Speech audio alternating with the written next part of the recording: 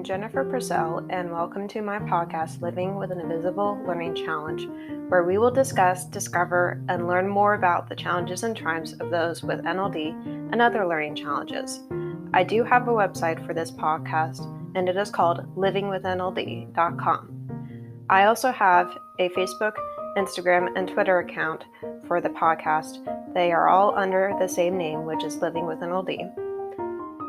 I also have a YouTube channel for the podcast, which can be found by Googling the title of the podcast, which is Living with an Invisible Learning Challenge. I would like to tell you about a nonprofit that I use for my research for this podcast. It is called the NVLD Project, and I use their blog for my research. They are a nonprofit that is based in New York and is trying to get NVLD back on the DSM, and they provide many resources for people with NVLD on their website. I'll provide you with the website for them in the podcast description. All proceeds from the ads on this podcast will be donated towards the NVLD project. Please feel free to explore the other topics on the podcast, and hopefully you will learn something new from them. I hope you enjoy today's episodes.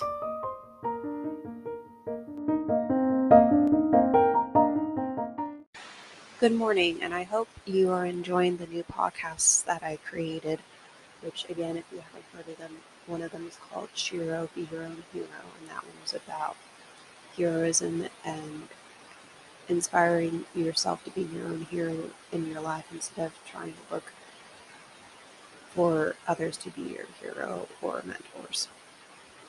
And then the second one is called Think Out for Your Imagination, and that one is about the imagination I had when I was growing up and how I imagined that I could fold up my house into pocket size and take it with me wherever I wanted.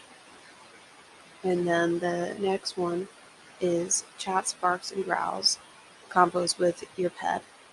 That one is probably the most fun one because I get to do my voice. And I get to do Truffle's voice. And just, tell you what I think dogs think throughout the day and what they think about their owners. So that one's fun for me. I also want to mention to you that I just launched my podcast swag on Wednesday of this week and have a page for it on my website, and I will also send you the link to it in the podcast description, and I will also send it to you in the newsletter that I usually send out on Fridays.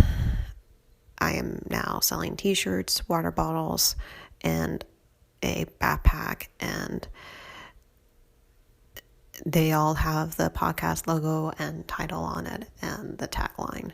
So I'm looking forward to watching the sales and seeing who buys them and spreading the word more about my podcast. And today I am very excited to announce that BetterHelp is now sponsoring this podcast. I have had 7 years of therapy, so I know it can help change your life if you not only let it, but work on the personal goals that you set with your therapist. Without a healthy mind, being truly happy and at peace is hard. The good news is therapy works. But what is therapy exactly? It's whatever you want it to be. Maybe you're not feeling motivated right now and would like some tools to help. Or maybe you're feeling insecure in relationships at work, not dealing well with stress. Whatever you need, it's time to stop being ashamed of normal human struggles and start feeling better because you deserve to be happy. And now you don't have to worry about finding an in person therapist near you to help. BetterHelp is customized online therapy that offers video, phone, and even live chat sessions with your therapist, so you don't have to see anyone on camera if you don't want to. It's more affordable than in-person therapy, and you can start communicating with your therapist in under 48 hours. Join the millions of people who are seeing what online therapy is really about. It's always a good time to invest in yourself because you are the greatest asset. And special offering to listeners of Living with an Invisible Learning Challenge, you can get 10% off your first month of professional therapy at betterhelp.com slash, I'll put in the link in the podcast description for you. That's BetterHelp, HELEP. Thanks again to BetterHelp for sponsoring this podcast. Afternoon, depending on when you're listening from, it might be a different time. Excuse me.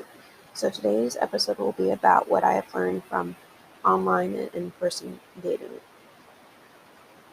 And we will be referencing two articles.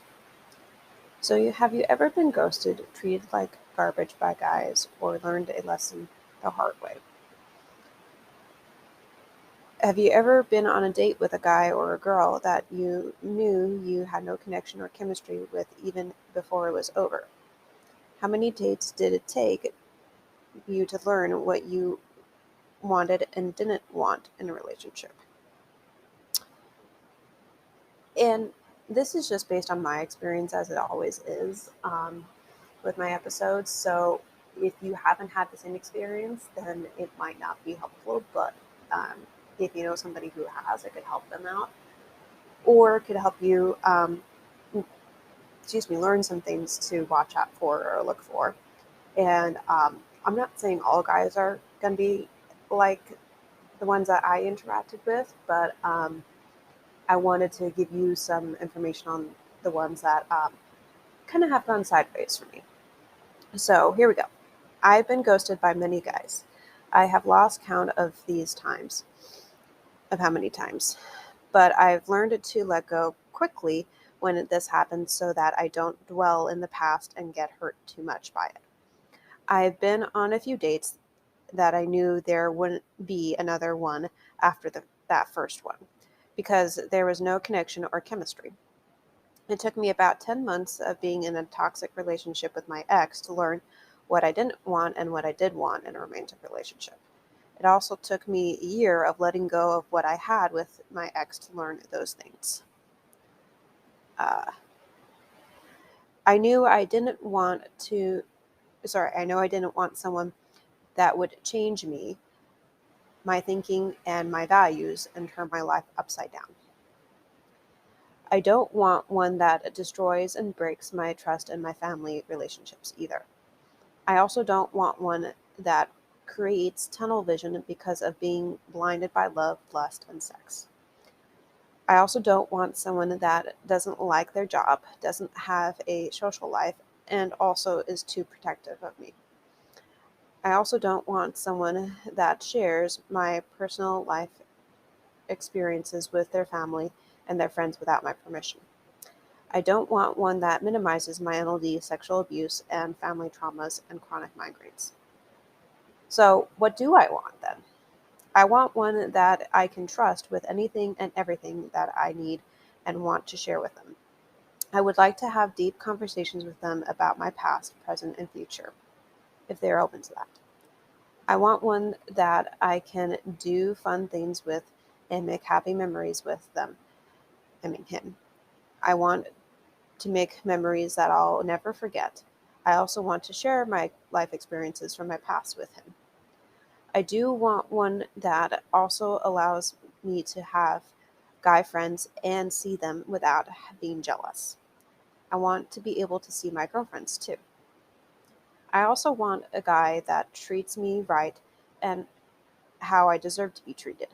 I don't need over a constant overprotective one. I can take care of myself pretty damn well. I also want a guy that lets me do things by myself if I need and want to. I also want him to like his job because then we are having fun together and we don't feel like we are working a day in our lives. I also want I also have learned that I need to be more patient with people responding to the text messages or messages in the app that I send to them. This was recently an issue because I accidentally overwhelmed a guy with too many texts. He felt like he was neglecting me because he wasn't responding quickly. I didn't feel that was true because I knew he was working.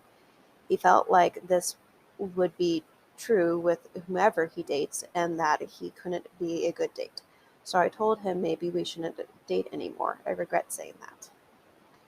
I tried to remedy it by apologizing to him. I left a voicemail for him saying that I was being defensive because I didn't want to get hurt.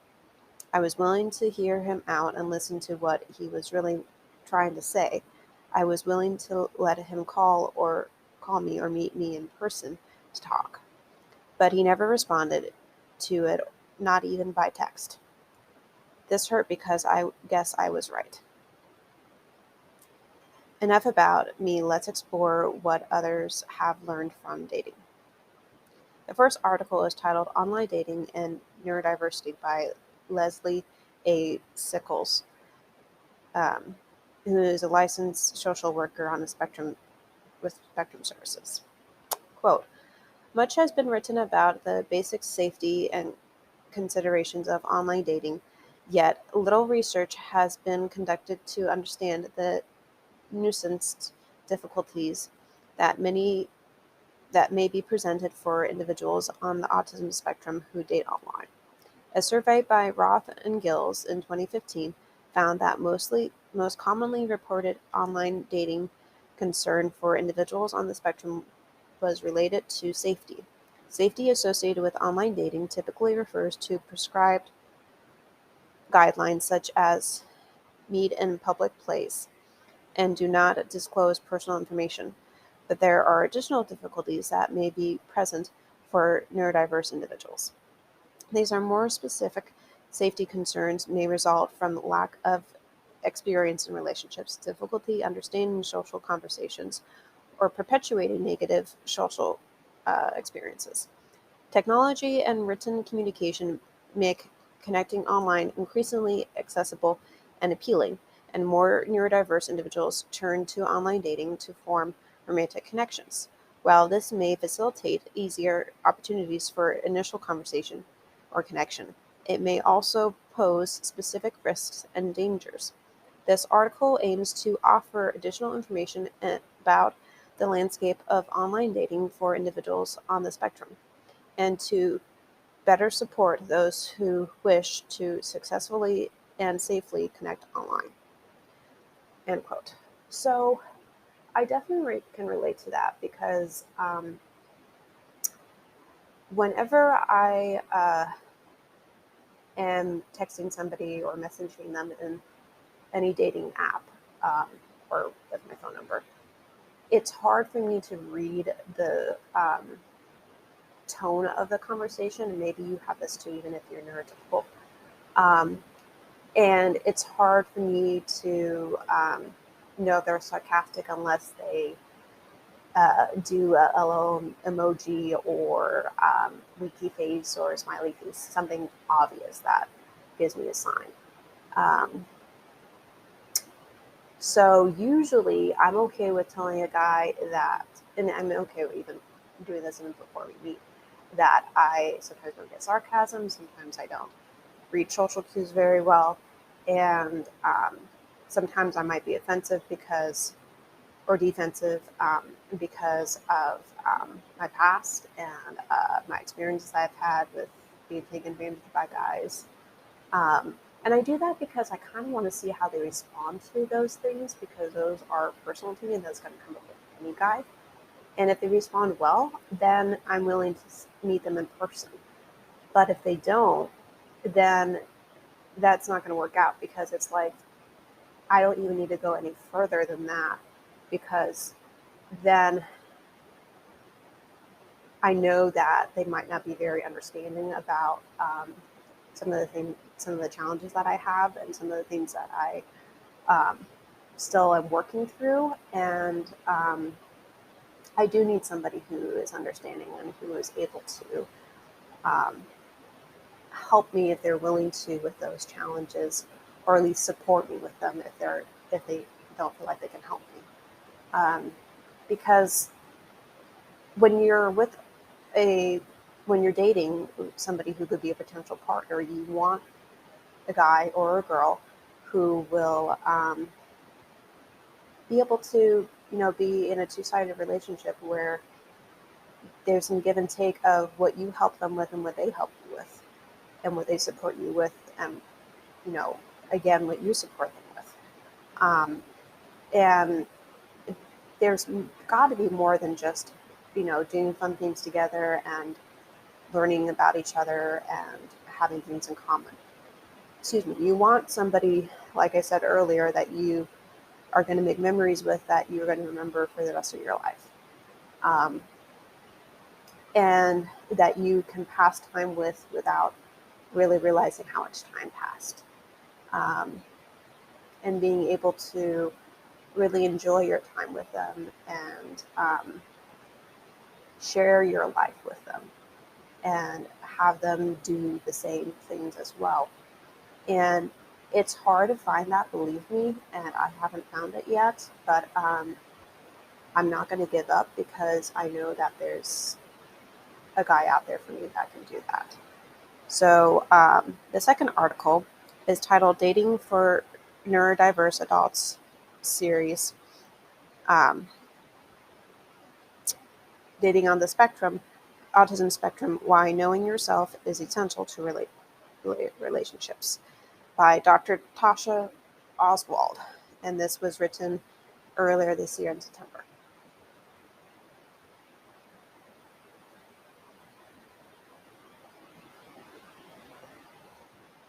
Okay, quote: before you start looking for a relationship with someone else, it's important that you spend some time turning inward. This means learning more about yourself. This can be a difficult and daunting task for many. One of the reasons you may be looking for a relationship is because it's hard for you to spend time by yourself. But knowing yourself and having respect for yourself is essential to our well being and the stability of our relationships with others. Close quote. So I definitely think that's a good recommendation, because I know for me, whenever I was going through really personal things like my trauma and the aftermath of that in high school and in college, I didn't date. And I didn't do that because I was so, first of all, I was so focused on letting go of what happened and healing from it that I didn't trust guys for a while. And I still have trust issues with around guys, but for a long time, I didn't think I could ever trust guys again outside of my family and my trusted friends who are guys. And excuse me, it took me a while to realize um, I could, and I think that was one good thing that came out of my relationship with my ex. I was able to feel like I could trust him for most of the relationship, not all of it, but for some part of it. And that helped me feel better about being able to trust men that I want to maybe date, and or just have a conversation with and try to be friends. Um, so what I'm trying to say is that if you're going through a stressful personal time, maybe reconsider dating, because if you feel like you don't have enough time to do it because of what you're going through, then you probably don't want to do it. Even if the other person is okay with dating you while you're going through that, that might not be such a good thing for yourself and for them, because you might burden them too much with your personal things and might not be able to learn um, enough about them because you're more focused on yourself. And you want to be able to connect with them. And yes, you do want to be able to work through hard things with them, but you want to do that after you know them really well, like you would a best friend or somebody in your family um, that you trust and that you love. Um, that you're already connected with. So, yeah, try to think about that piece. And one of the things that one of my friends suggested that I think was a good thing to do is when you're dating a guy, um, whether you met him in a dating app, this works for girls too, um, or if you met them in person, guy or girl, and then you meet them in person for the first time on a date. After the date with the guy or the girl, write down how they made you feel. Because if they were easy to talk to and you felt comfortable talking to them about um, whatever your conversation was, and you were actually open to talking about deeper things, if it went that way or if they wanted to, then I would say it's worth another date. And if you felt like there was a connection and that you both had fun and you both felt like you were interested in the conversation and that it was going both ways, it wasn't too one sided for them or for you, and that you didn't, have to look at your phone while you were with them, and they didn't have to do that either. Because if you do that, usually that means that they're not too interested in you or in the conversation, or both. And also, like if when you come back from using the bathroom or something, that they completely put their phone right away. I mean, they put it away, because if they do that, then it means that they want to keep getting to know you better. Um, if they keep it out and they don't explain why they have it out, like if maybe they're responding to, I don't know, if they're looking at the time, that's okay. Or if they're responding to a text from somebody other than, I would say, family, I would watch that, because it's like, hello, I'm right here with you. You can take your time to respond to texts after the date. Um, or you can do it when you're in the bathroom, not when I'm right here in front of you. Um, so that was just kind of a sidebar. But yeah, the main things that I want you to keep in mind are dating when you're going through personal and stressful experiences, maybe not dating when you're in that situation. And then what you do and don't want in a relationship, and then how you also want to feel in a relationship, because all those things really, I think, will matter. And also, what do you want to be able to look back on when you've been with that one guy or girl for a while and be like, oh, what did we do together? Did I enjoy those things? And not the physical things, but the memories that you have from doing those things with them are important. And what you learn about them from those experiences. Um, so, yeah, I hope this episode helps you gain some insight on dating and on the aspect of online dating and in person dating. Um, and that you can share it with a friend who's neurotypical or neurodivergent, and maybe it helps them out. I mean, this does apply to neurotypicals as well, not just neurodivergence. So it can go both ways. All right, I'll talk to you next week. And by that point, you'll already have had Thanksgiving. So happy Thanksgiving. And today I am very excited to announce that BetterHelp is now sponsoring this podcast. I have had 7 years of therapy, so I know it can help change your life if you not only let it, but work on the personal goals that you set with your therapist. Without a healthy mind, being truly happy and at peace is hard.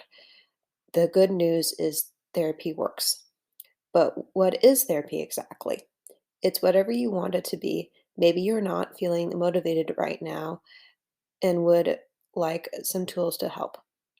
Or maybe you're feeling insecure in relationships at work, not dealing well with stress. Whatever you need, it's time to stop being ashamed of normal human struggles and start feeling better because you deserve to be happy. And now you don't have to worry about finding an in person therapist near you to help. BetterHelp is customized online therapy that offers video, phone, and even live chat sessions with your therapist. So you don't have to see anyone on camera if you don't want to. It's more affordable than in person therapy, and you can start communicating with your therapist in under 48 hours. Join the millions of people who are seeing what online therapy is really about. It's always a good time to invest in yourself because you are the greatest asset. And special offering to listeners of Living with an Invisible Learning Challenge. You can get 10% off your first month of professional therapy at betterhelp.com/. I'll put in the link in the podcast description for you.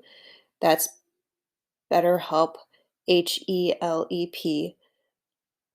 Thanks again to BetterHelp for sponsoring this podcast.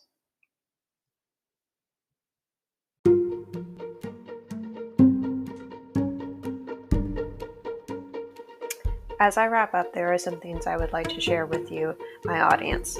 Please know that just because I have a podcast doesn't mean that I'm perfect in every way and don't make mistakes. I make them every day and try to learn from them. I hope that this podcast helps you feel included, not alone, inspired, safe, and encouraged to make your life a little easier for you every day or chance you have the opportunity to. I would like to hear from you, especially if you have topics that you would like to know more about relating to NLD. I know I'm not an expert, but I do know I have the living experience of having it. Also, please email me if you would want to be interviewed on this podcast or if you need support with something related to NLD. I'm always happy to help in any way I can. I hope you enjoyed today's episode, and I will talk to you next Friday. Bye.